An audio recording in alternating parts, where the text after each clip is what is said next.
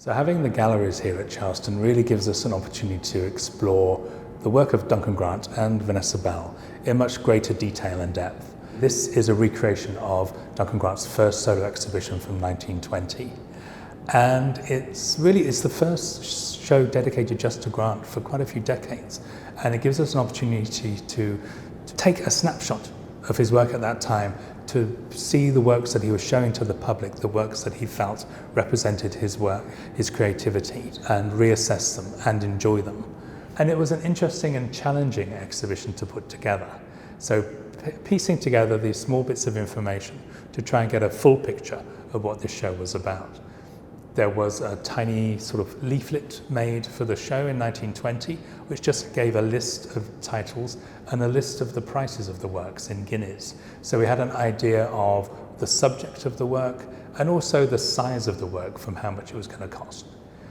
There were some paintings that are now in public collections, like Venus and Adonis, that are in the Tate. Also, there were key works that had been through auctions or are now in private collections. And then there was sort of a lot of investigation in looking at works from that period and trying to match up descriptions of them in reviews, descriptions of them in his letters from friends and people that had visited the exhibition, and matching them up with the subjects of paintings that were out there.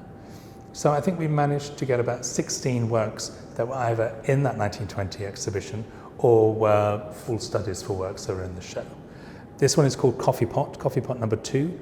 There was also a Coffee Pot number 1 that was in the 1920 exhibition, and that is now in the Metropolitan Museum in New York. So unfortunately we're not able to borrow that, but we do have Coffee Pot number 2 from a private collection in Scotland, and then the study for it, which comes from the Bedford Museum.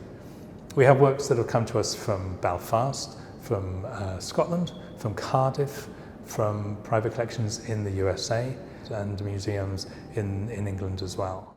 There was a sense of excitement with the people that we asked if we could borrow their works, that they wanted to be part of this sort of exciting exhibition.